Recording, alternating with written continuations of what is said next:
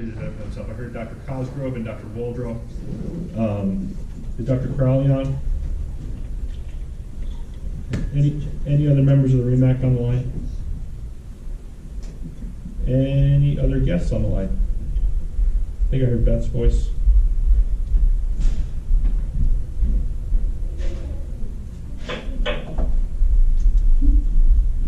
Okay, so we only have representation from Wyoming Erie right now. So why don't we give it another few minutes so we can get a quorum. We will turn the red light back off for a few minutes, and we will try again at 10 after 1. Thank you. Okay, thanks, sir. Are there any other? Waldrop and Crowley were the fellows who were also here. We heard Kind of wondering what's going on. heard some background noise a minute ago. Hi everybody, it's Brian. Nothing for a little bit now. No meeting still? Are we still meetingless? Can they hear me? Yeah. Hi Well, the everybody. meeting. We heard Clemency chatting with somebody, and then was like, "Are we on?" And all of a sudden they went off. So I don't know. Hi everybody, it's Brian Clemency. Can you hear Let me me? shoot Scott a text. Is it on? Hey, I'm actually just walking in the back door stuff right now. I'll see what's up.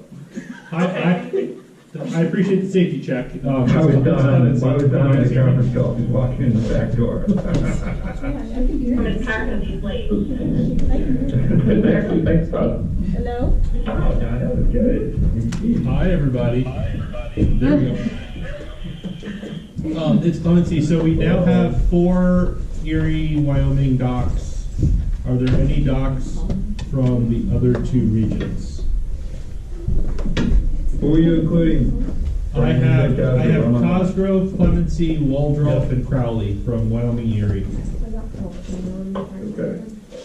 This is Aaron Parnigan on Oh, perfect. Aaron, there, great. So you are our 5th and representing our 2nd region, so we now have a quorum. Thank you, sir. Hi, I was just calling to see. And hello, Chris Broderick from Sisters. And we have Chris. Thank you, Chris. Yeah? Yeah? Okay, I'll text you the call and everything. All right, everybody. So let's get started. The previous minutes were circulated. Are there any amendments or questions about the previous minutes? Is there, and folks on the phone, I'm the only Recording has started. I'm the only doc here, so we need audience participation over the phone. Is there a motion to accept the minutes?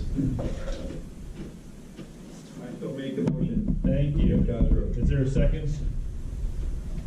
Second party. Any discussion? Good. All in favor? Aye. Any opposed? It's going to be a long meeting with a short agenda. CMAC Semsco report. We have notes from Dr. Waldrop. I'm sorry, from Dr. Bart. They approved the FDNY Rescue Task Force Triage Protocol for the warm zone. They also approved changes to the statewide BLS protocol to include transport options for alternate facilities, which would potentially lay the way for the ET3 stuff to begin. The state quality measures for data for provider agencies to the regions which they plan to obtain and share with the regions will be chest pain with 12 leads, cardiac arrest with ROSC, opiate overdose reversal without treatment, percent of trauma patients that go to the appropriate facility, percent of patients intubated with end-tidal CO2, which should hopefully be 100%, blood glucose for CVA, and CVA patients taken to stroke facilities. Under training and education, exam rescheduling tool can now be emailed to the Bureau. There's a CME program update. It's not yet been approved. Dr. Bart editorializes here. But the Bureau will be done in May, and then it will go to the next steps after that. There was a discussion about the AMT level relative to the national standards. That was briefly discussed and then tabled without any action. I guess that the thought is that effective September of 2020, the AEMT curriculum would follow the AMT national standard curriculum, but no action was taken on And then very soon, in the next 2 weeks, we'll hopefully be able to submit CME research paperwork via email to the Bureau. Were there any other highlights or lowlights that I didn't mention that others would like to bring up? No?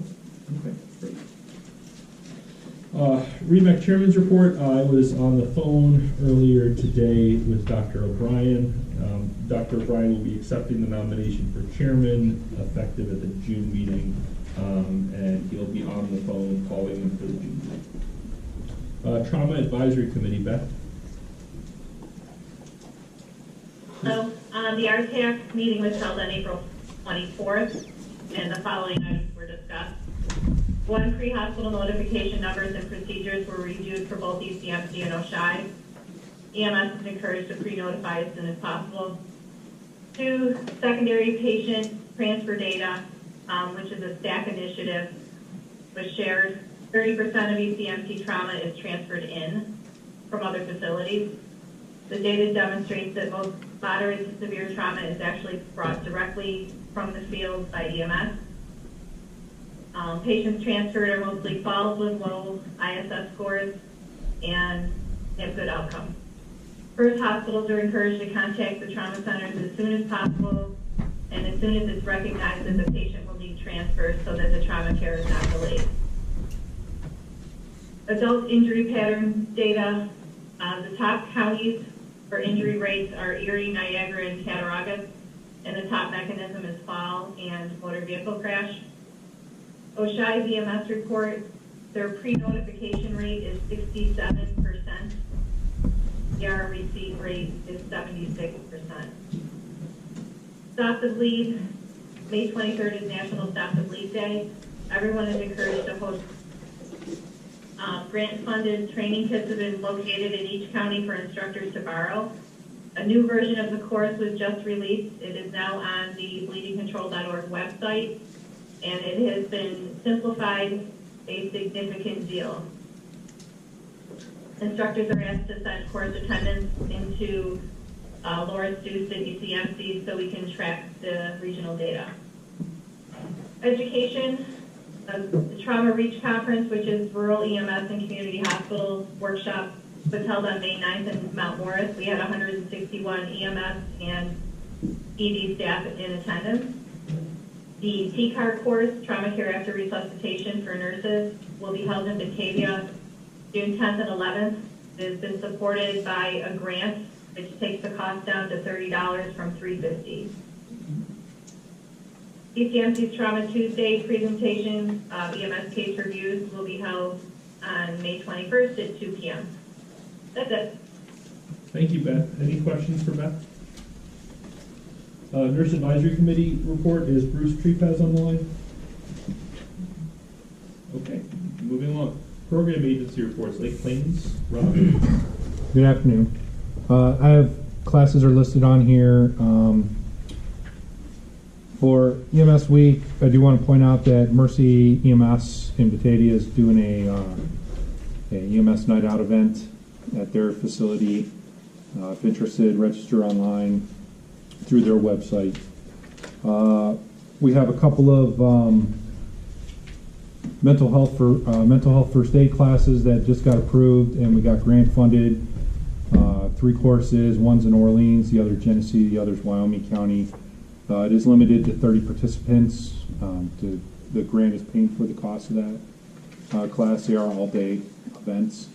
So if interested, Lake Plains EMS website has all that information on there.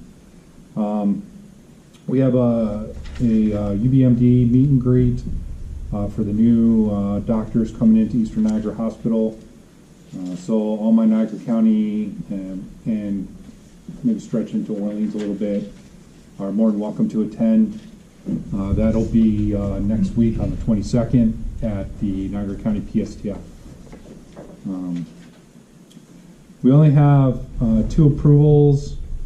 Clarendon Fire, who's recently shut down their CON and went to a BLSFR, is re-requesting albuterol and blood glucometry, which they previously had when they had their ambulance. But as a formality, we have to reapply for those particular adjuncts for that. May 4th, we had a instructor update class. Between both sessions, we had 45 participants.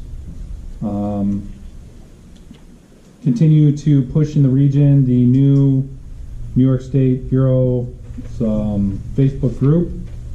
Last count, there was about 1,000 providers in that group. It's a great resource. A lot of information gets pushed out on it, and there is feedback back from the state on posting for that. So the CC to Medic Bridge is currently taking enrollment till the end of the month. For anybody interested, for a start date of June 14th, we do have, at least up in the northern part, we have 2 colleges that participate in that program. So if interested, please sign up sooner than later. And I want to bring up that the Northwell has required that we submit a letter as program agencies validating credentialing through the Wremac. So I just want to make the Wremac aware of that. What's it, for the individual providers? Yes. Or for what? So they require more than just the agency saying yes, they're credentialed. They want more of a validation. So Northwell's reached out to the program agency. So if program agencies need that, if you would send it to Karen with just some proof that they have done their annual skills with you, or that they're online with their annual skills. And then, In the past, I've used a very, very, very generic letter saying they've met the requirements, basically. And if Remac's okay with that, that's I'd be fine happy too. to share that letter so you can see it. But That's fine. If they'll take it from the program agency, that's totally fine. If they need it from me, that would be the method. Either one's fine with them. yeah, I just wanted to make the Remac Okay. committee aware of that. We continue to push EMS on tour, which is coming out this Sunday. I have a couple of agencies in my regions that are participating. Mercy EMS is doing a open house hiring event on May 25th and May 28th at the Batavia quarters. If anybody's interested in being employed there, they ask that you sign up through their website for one of the selected open houses. Other than that, we currently have 9 agencies in our region participating in the PEC program, and Big Lakes meeting is tonight. And then just one question. Clarendon Fire went from a BLS transport agency to a BLSFR, but they're a New York State recognized BLSFR. That is correct. Okay. They just surrendered their CON. You just confirmed. I just confirmed that. Yeah, just because sometimes BLSFR is, perfect. Thank you. Any other questions for Rob? All right, STEMs, Alicia. I have a lot of the same things on my report as Rob, so I won't say them again. We But appreciate that. the big things that we had is we had our annual conference this year. We had a great attendance. We had some great speakers as well. Beth Moses, Director Greenberg, Jeff Abbott, Brad Sprague, and Kyle David Bates and Dr. Walters. So we had a great turnout, and I've been receiving great feedback. The paramedic program went to Cadaver Lab last week, so thank you to Dr. Clemency, Dr. Carlin, and Dr. Waldrop. We really appreciate that opportunity for the students. We held an Alzheimer's CME Monday. We've been pushing along on Stop the Bleed, and we have also been pushing up the PEC program in our area as well. We have quite a few agencies signed on as having PECs, and we're always trying to recruit more. And coming up next month, we'll be having a dialysis emergencies training with Molly. That's all. Any questions for Alicia? UBMD, Scott? In addition to a number of the things that have already been highlighted, I just wanted to point out a couple of things that came up in the conference call with the Bureau. Each month, the program agencies participate first Wednesday of the month at the conference call with all the other program agencies, as well as the Bureau's leadership and regional reps. And there were a couple of things that I think are relevant to this committee. One thing pertains to provisional ALS authority letters. We have an agency that's coming up for authority to operate at CC or the medic level. There's specific language which is highlighted in my report that they'd like to see in these provisional letters of approval. But I think the important thing that's kind of a take home for the medical directors is that previously they were allowed to operate at the CC and the medical level pending the controlled substance license, but given the changes, that is no longer the case. So their provisional letter is until they get their license, then they can operate at the CC or the medical level. Okay, so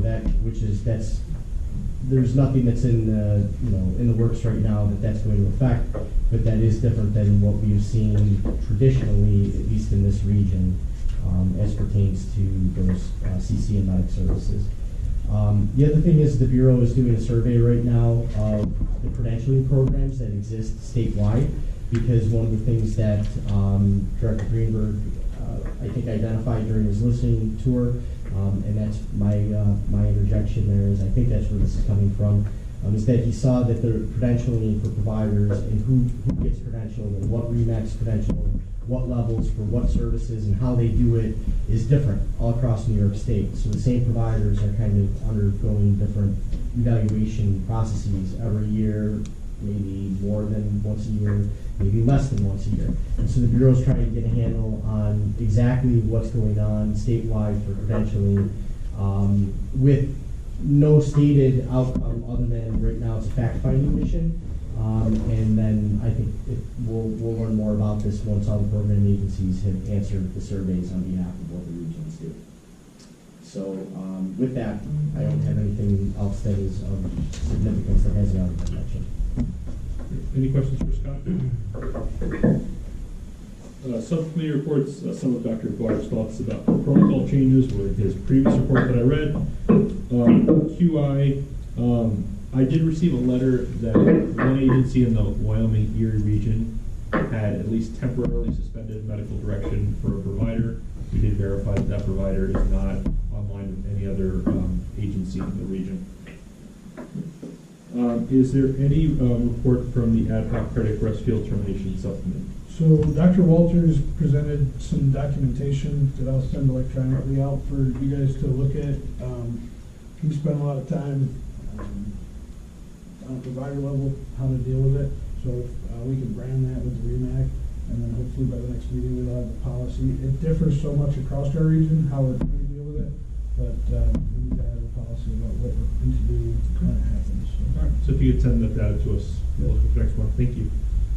Wremac policy skills review. We're going to leave this AMT thing on the list. We sort of alluded to it in Dr. Bart's report that it's still unclear exactly what the long-term direction would be, but certainly there's going to be no acute changes in terms of what providers need to show for their annual competency at this point. Number 2 on old business, Dr. O'Brien will accept that nomination at the next meeting. I have a letter saying he will, so he can't take it back anymore. Wremac hospital representation. I wanted to ask the representatives from the Catholic hospitals. We had discussed at the last meeting the importance of including Sisters Hospital St. Joseph's campus at the Wremac, even though technically it no longer meets the sort of inclusion criteria. And rather than naming them as a site, thinking about what's the best way to make sure that they're represented, and then in the future, other facilities that have similar qualities, whatever they would be in the future, are also represented. So my thought initially, and I wanted to see what people's feedback was, and Emily's too, is to say, do it in terms of other facilities that get a minimum number of emergency ambulances a year. Because then that also would grow for us in the future. If we had other facilities that were taking on large volumes of patients, that would also allow us to automatically be able to incorporate them in. My thought was 2,000 patients a year, which comes out to a little more than 5 patients a day by ambulance. I don't know. My first question is, if that was the number, does St. Joe's Sisters meet that number? And is that number? I gotta believe, Brian, that St. Joe's meets that number. I would think so. I just didn't want to say that on my own. I don't pull their I mean, numbers, but I could. Does that sound like a reasonable approach, Ed, and others? Well, I guess it does. I mean, the issue becomes, I think, in terms of, I think, I certainly understand your logic. I guess, though, for a place like the MAC, which can receive EMS traffic, but now the MAC, that might be a different issue. Like, they see a large volume of throughput traffic. They are a freestanding ER, and they might not see 5. I don't know off the top of my head. I wish Bruce would probably be able to tell us if he was on the line. So, Emily, do you know how many the MAC sees? So that's a great point, but the MAC's actually a moot point because the MAC does qualify as a hospital. Right, but he's saying under for the other regulations. facilities. So like the you're MAC saying has a it's vote other- no matter what, even if they drop below that. Yeah, but I'm thinking about going forward. Like, I Gotcha. think, the designation, just some designation is, you are a hospital or whatever. The state, I mean, that's all well and good, but let's talk about the I think we should focus on the reality of Sure. the situation. If someone's, whether it's, if we have ambulances that are now diverting patients to freestanding urgent care centers and whatnot, how do we incorporate them? Let's say someone like John Radford decided to open up a giant urgent care center, Yep. and he's now seeing 15, ambulances a day. How do we incorporate? I think we should, just because the reality says that they're, part of the landscape. I completely agree. And so my thought was to create wording that was broad. So a facility that receives 2,000 patients a year would include potentially an urgent care center that's getting 5 patients a day, theoretically. Yeah. Sorry, Brian, just going to suggest, since you're talking about a bylaws change for membership opportunity, we're talking about stakeholders. Why not just enumerate the stakeholders in the bylaws as they exist? So kind of a starting group. So add all the hospitals, add, I don't know if you want Roswell in there potentially is one that comes to mind that wouldn't currently exist. And then just create a mechanism where current members by a 2/3 vote can add additional members to the list. And that way you're not looking at some arbitrarily decided transport number, and if you identify a stakeholder that we can consider here that maybe isn't just receiving ambulance volume, but is appropriate as a member that could be added.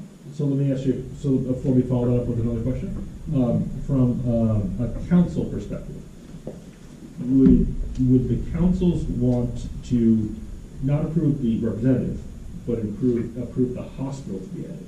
Or would you envision the Wremac adds the hospital, and then the actual member goes to the council? Or would you want both I'll say facilities, not hospital. Would you want both the facility to come to the council and then also the member, or just the member? So I would view it as the Wremac, the committee itself decides the composition of the Okay. committee. Then the REMSCOs make the appointment to the committee to fill the slot. But certainly that, I can't speak on behalf of any of the REMSCOs, just. Statutorily, I believe the councils have to. It is, but I believe that the Yeah. committee, Wremac, the committee can establish its own membership criteria. I don't believe that has to be done by the bylaws have to be approved by the councils, but I don't think that, if that's approved by the councils, I don't think that they have to do it. I mean, rather than maybe perhaps legislating this into perpetuity, why don't we just, on an ad hoc basis, just kind of go along as it comes up? I mean, because Lord knows if we will ever see a situation where, freestanding urgent care center, start seeing a ton of ambulances, or whether, at what time in the future we'll see Roswell accepting ambulances, for instance. So why don't we just, can we make some statement in our bylaws that says, the composition of the Wremac can change based upon the change in stakeholders, or, we can word it some way like that. Sure, I think that's reasonable. I think you and Ryan are both on the same page. So we will have language ready for that at the June meeting, and then it'll age like a fine wine over the summer and be approved at the first fall meeting after the summer's over. Unless anyone else has any other objections or other directions they recommend we go in. Okay, excellent. At the last meeting, we had asked Dr. Cosgrove and Dr. Borton to come back with some information about potential LVO tools to be used by EMS providers. We have a letter from Dr. Borton. He's unable to be here today, and he's asked that the actual vote be put off till the next meeting. But we are happy to have representatives from the Catholic system here today to speak about their recommendations regarding LVO tools. Hello, I'm Alex. I'm the stroke coordinator at Buffalo Emergency System. We have a patient, and I'll say we have little presentation that we can briefly review some of the options that we have. We know that the large vessel occlusion assessment scale is something that the state is going to utilize for bypass regulations that are coming up, and with their state designation regulations that they dropped in March. They did the last addendum and put it through effective March 19th are their official regulations. With the accrediting bodies that everyone goes through for their state designation now, the bypass piece will depend on what tools people have to use to make those decisions, but it'll be based on your accrediting bodies accepting of and certification level. So the state will now acknowledge comprehensive, thrombectomy ready, and primary, not just a stroke designated care area. So we know that we have to put a large vessel occlusion severity assessment scale or something in place for our EMS people so that they can decide to turn right or left in some areas. We have the benefit of being a little bit late to the party, that the rest of the state has pretty much decided on fast ED. That's what they have been utilizing. That's what they pushed education out for. Albany, North Country, Syracuse, Upstate Region, and Rochester all use fast ED and have it embedded in their stroke triaging materials that they have, along with their pre-notification and pre-activation protocols. So RACE is the other one that often comes up because it similarly uses the Cincinnati Free Hospital, same assessment piece. But it's a different tool, and the teaching for it is a little bit different. So when we're talking about continuity and ease of piggybacking on previous education that we've done, fast ED makes a lot of sense because it's literally fast, Cincinnati Free Hospital, with ED added on the end for our eyes, and then the denial and neglect piece to help assess the severity of large vessel occlusion. So we know that when it comes to these scales, none of them are perfect. They're all about 70 to 85% effective. And we usually have a tendency to see more people transferred and less large vessel occlusions that actually arrive. That's okay. We expect it. We'd rather have that happen than less identified and gone to the wrong place. And when we talk about the identification of those, our actual thrombectomy patients that are eligible for thrombectomy for a large vessel occlusion is only about 10% of our stroke population. So when we're talking about using a scale like this, we would really rather catch 20% of the patients and only treat 10% of them effectively than to underestimate and only get 5% of the patients and only be able to treat 5 of them in the best window possible. So as far as our actual stroke patients go, our thrombectomy, even though we've opened our window to that 24-hour time frame, it's really only 10% of our stroke patients are eligible for that treatment. And we also know that for large vessel occlusions, that TPA is only about 13% effective in opening up their vessels for that. So we really want to try to determine on the front end where we're sending people, because everybody can give the TPA, but only the thrombectomy ready and comprehensives can do that thrombectomy intervention. So these are the things that help address that. Your candidates for TPA, your candidates for which centers you're going to be taking who to, and opening up education and bypass for those patients. This is FAST ED. It's facial palsy, arm motor function, speech. The T is still time because we didn't change anything with that. Eye deviation, denial, and neglect.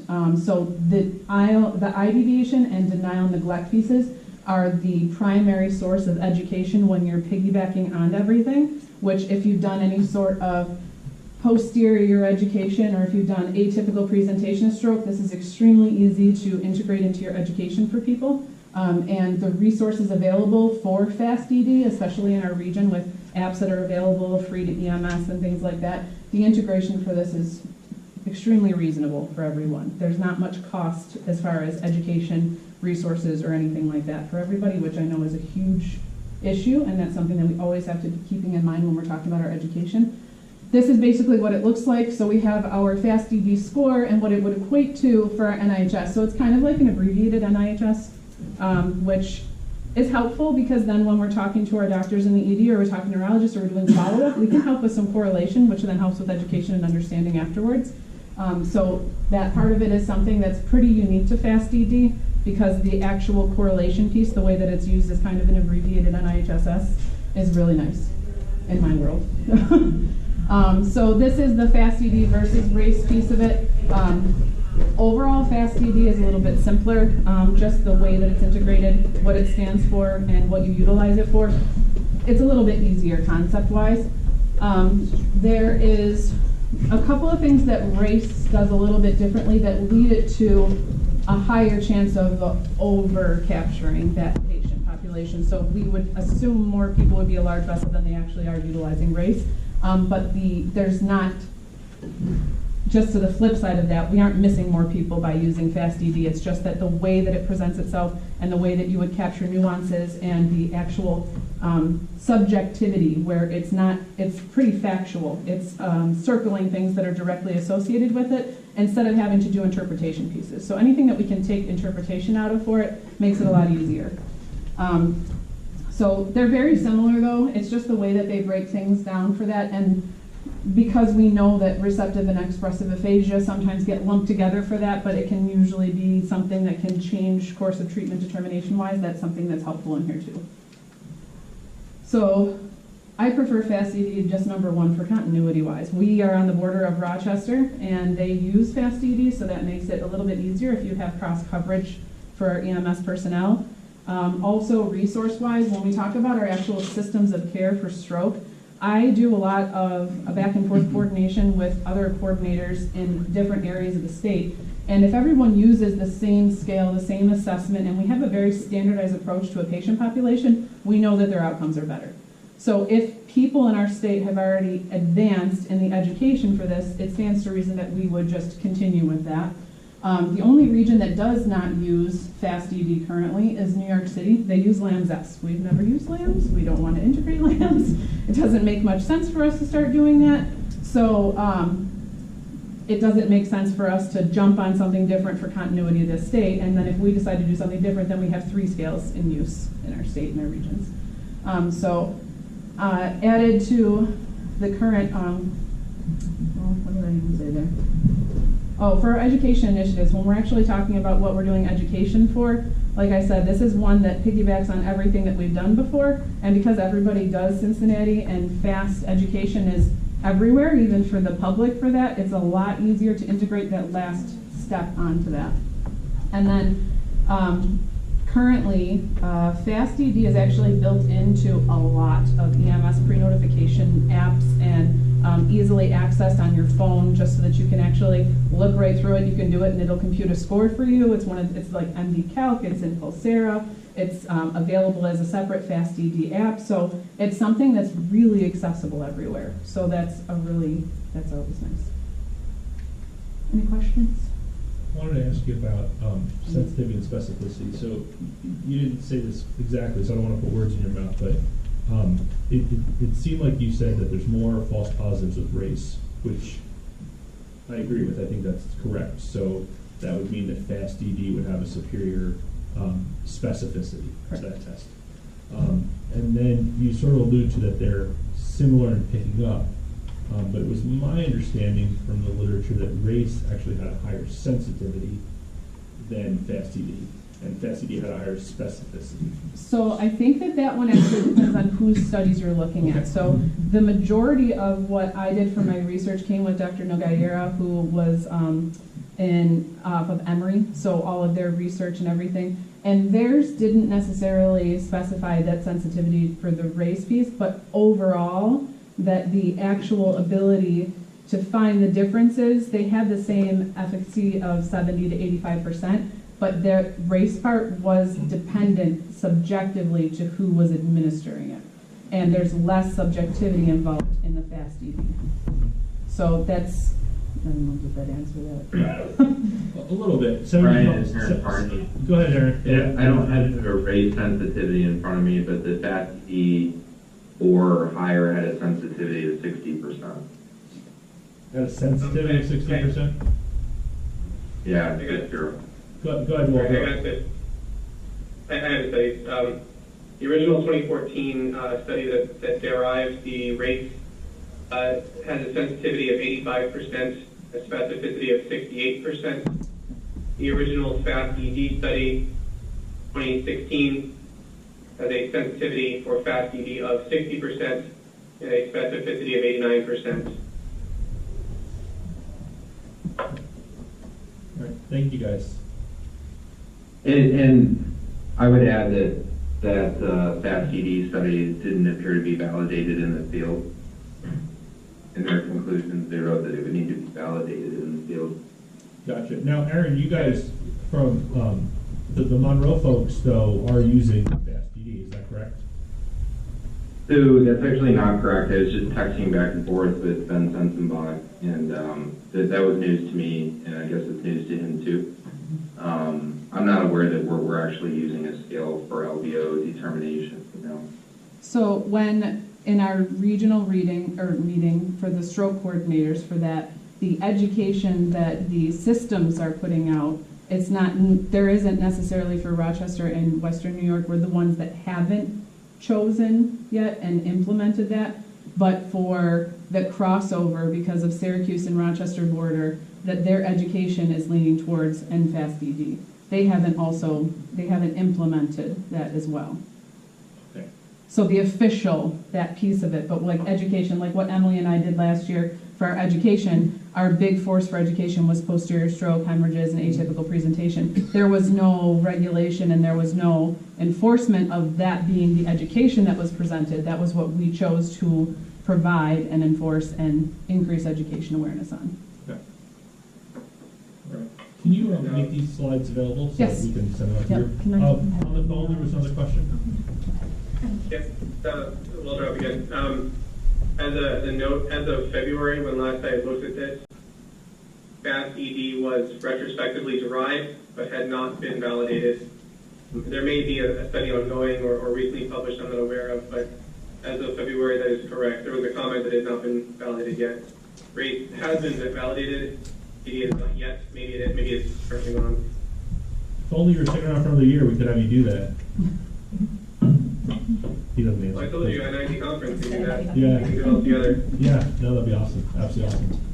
All right, any other questions?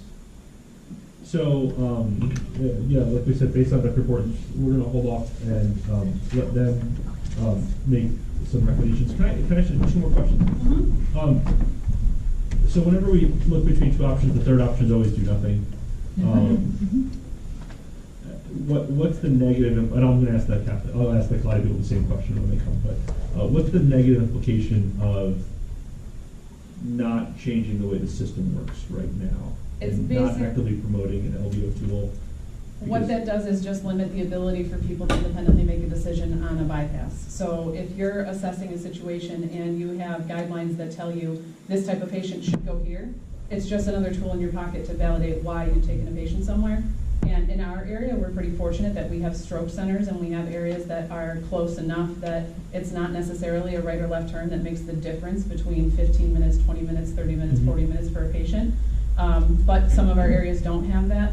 And the uniformity and standardization approach-wise to have large vessel occlusions be part of a systemic assessment of a stroke patient in order to make that determination, that's a pretty big valuable tool just for anybody in general. It also increases awareness of stroke presentations and the assessment ability and the just knowledge and information that your EMS has awareness-wise of this type of patient population.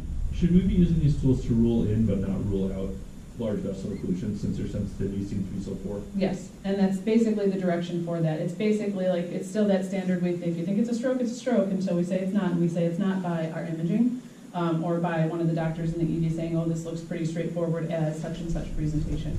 But basically opening it up, so we know that in certain areas, especially in our New York State regions, we have 1 to 3% of our EMS calls are stroke patients. If we increase what we're looking for, we know we'll find more strokes. And if we give people the ability to assess for that and categorize a patient and identify a patient treatment pathway EMS-wise, and then they can give that information in triage, we significantly cut down the amount of time that we're spending trying to find something out. So if we look at things as, you know, this is a bigger basket, we're going to catch more people, and then we'll start weeding them out as we go, that's always the best way to go, especially for a patient population such as this. So what I want to be clear about in terms of destination. So in terms of destination, You would rather go to the higher end then, that way.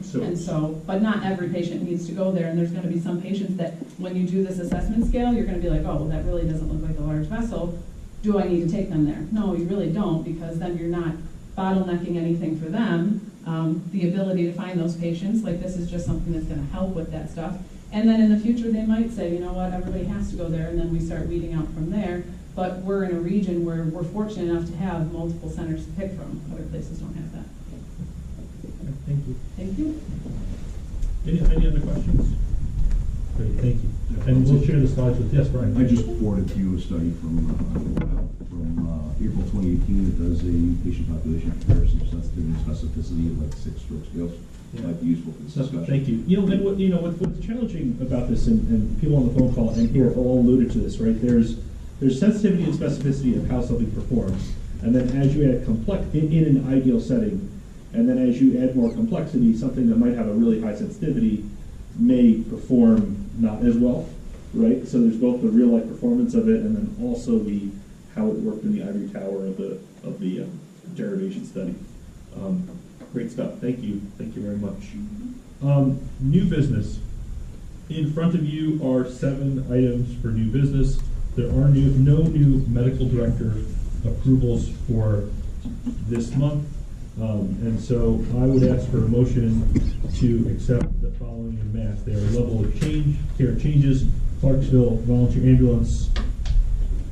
What is EMT B to AMT?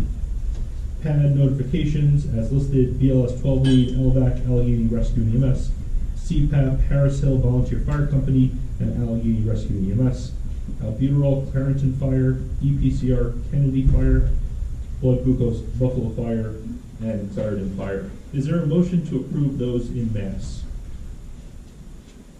Motion. Is there a second? Second. Is there any discussion on any of those items? All in favor?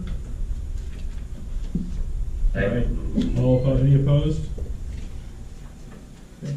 I just wanted to ask the program agencies, do we have any challenges you anticipate or any issues about meeting the provider privileging guidelines for this year? The expiration date's kind of always been up in the air, so to speak. You know, one policy says, well, you got till August 1st, the other, we're trying to say July 1st. Come July 1, if we... Didn't we fix that 2 years ago? I thought we did, but I don't think the... I mean, The one I got from Dr. O'Brien said,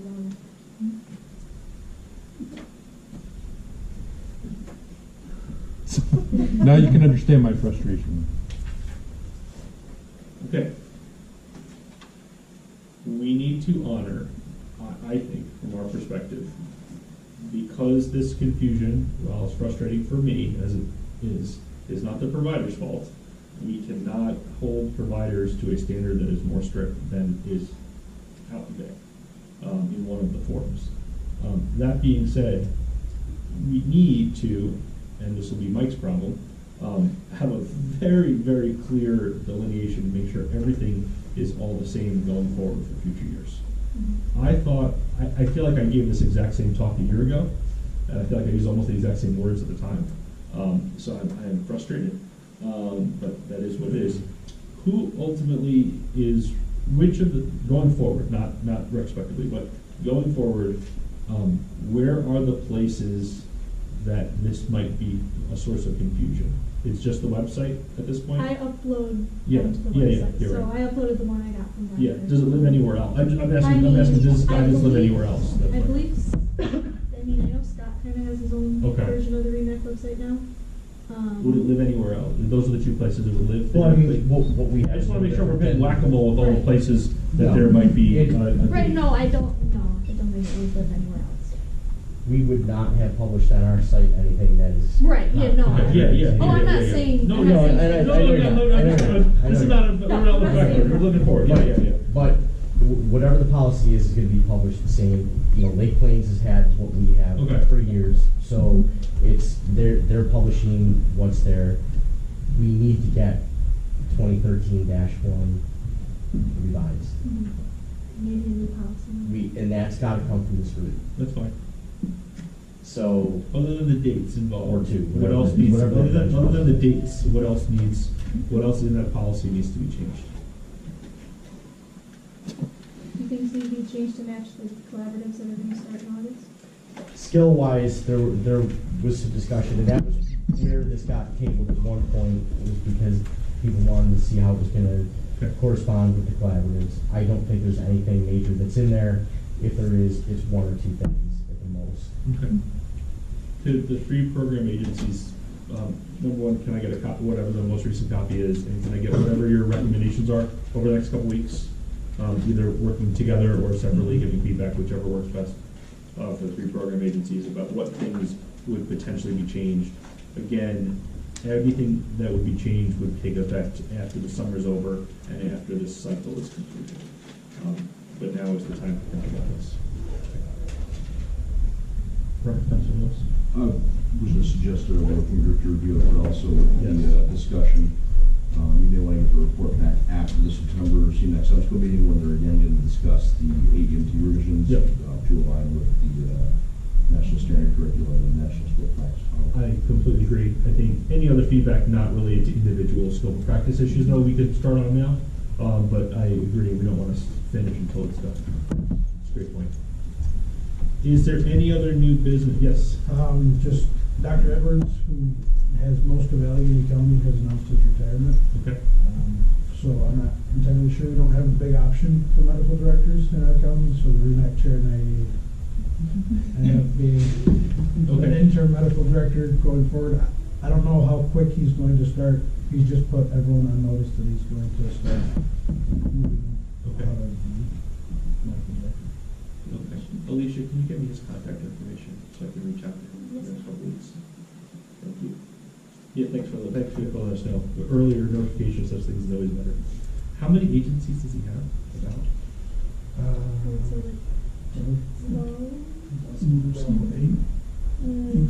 He has them all except for you, Clarksville, and Cass Reagan. Okay. So all of Allegheny County besides that, which is, I would say like 12. Okay. All right. Any other new business?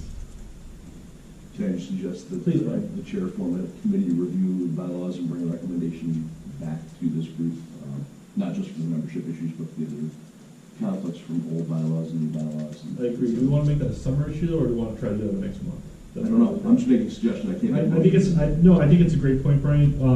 What I'm going to do, I'm going to make that a summer thing. So let's hold off on that, and we'll put a pin in it for next month. Great. Unless there's any other new business, is there? Yes, I'm sorry. Sorry. Third Paul, sir. Sorry for my tardiness. I just made it here on the next time too. So I just, if it would be okay with you, sir, I'd just like to introduce myself. Please. My name is Matthew Randall. I'm going to be the incoming director of medical operations for Mercy Flight, Mercy EMS. So I just wanted to introduce myself to you. I'm looking forward to working with you guys, and coming from Tennessee. So I am a native New Yorker, but spent the vast majority of my life south. So I'm kind of growing in the system. I'm learning some new things. It is a different EMS system than where I'm coming from. So you know, I probably will have some questions for you, sir, if you have a spare moment. Sure. We can talk. But I'm looking forward to working with you guys and being here and being a part of the system. And if any time, you know, reach out to me, and I'd love to talk to you and, you know, grow. So, all right. Great, welcome.